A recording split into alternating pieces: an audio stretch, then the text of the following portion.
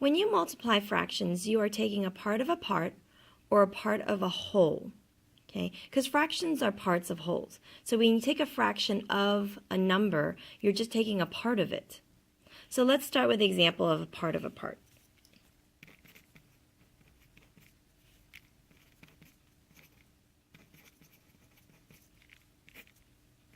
Okay, so what do I mean when I'm taking a part of a part?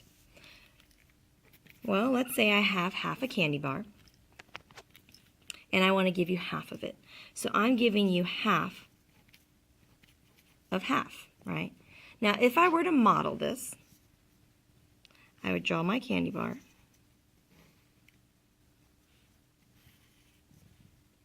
Okay, and I would divide it in half to show you that I have half of this candy bar left. There's my half a candy bar. If I want to give you half of that, I would slice it this way, right? Now, if you slice it just this much and you shade this is the half that you get, you can't really see how much makes up a whole. So even though there's no candy bar here, I'm going to extend this line, and I'm going to shade it all the way. So you can see this is half, and that's half. So if I give you half of a half, where do they overlap? They overlap right there. So you get 1/4 of the whole candy bar. You can see that 4 pieces make up a whole, and half of a half would be 1/4.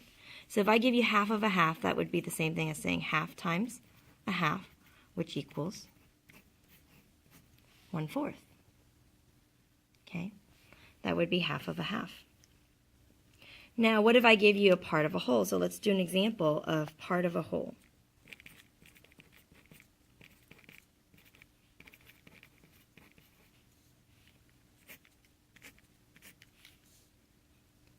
Okay, an example of part of a whole is, what if I want to give you 3/4 of 2 wholes? So let's say the 2 wholes are 2 whole brownie pans. So I'm going to draw 2 brownie pans.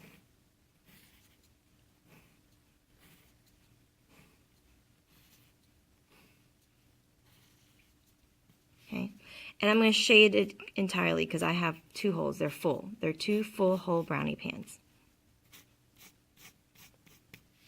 Okay, and I want to give you 3/4 of the 2 holes. That means I'm going to give you 3/4 of this one and 3/4 of this one.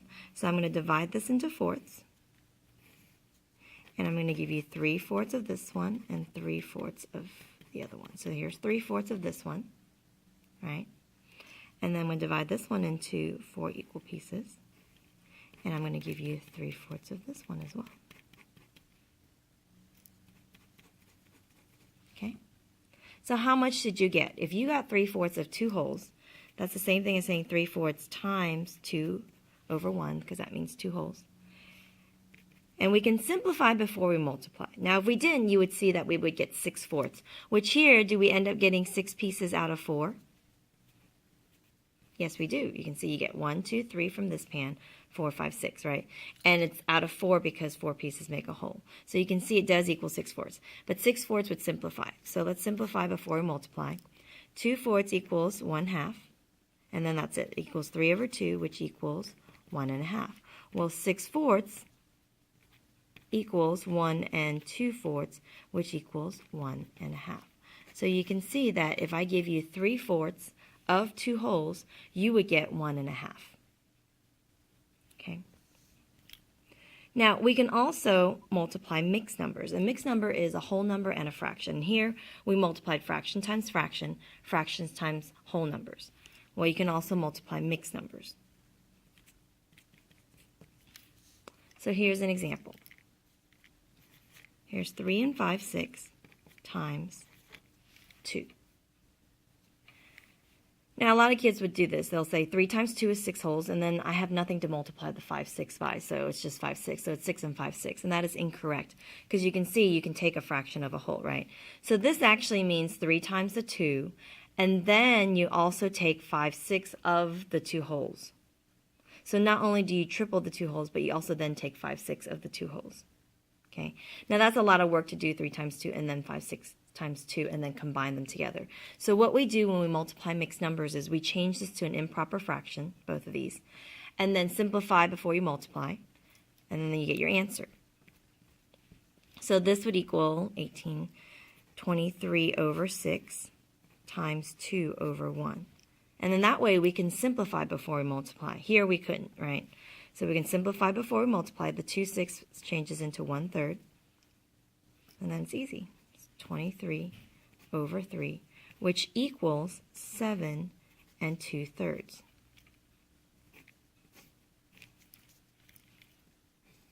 Seven 2/3. Now, if we rounded this, is our answer reasonable? Well, this rounds to 4 times 2, which is 8. Is our answer close to 8? Yes, it is. So you can also estimate before you multiply to see if your answer is even reasonable. If your answer is very far from 8, let's say you get 15 or 20, then you know you did something wrong, right? Because the estimated answer is 8, so your answer should be close to 8. Okay? Let's do one more example. This time, let's multiply a mixed number times a mixed number. Okay.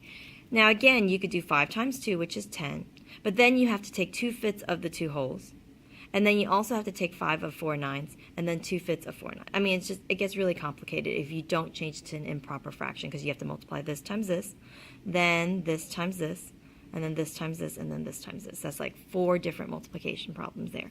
So it's easiest if you change it to improper fractions.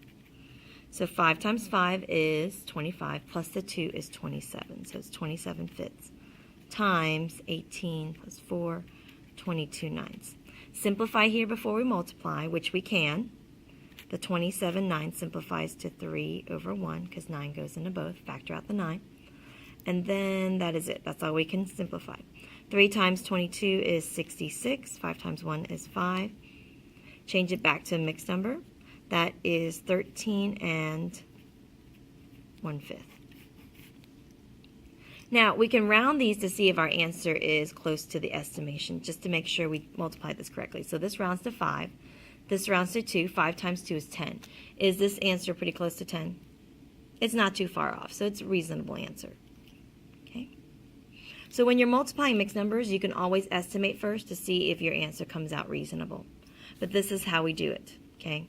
So you always change it to improper, simplify before you multiply, and then change your answer back to a mixed number.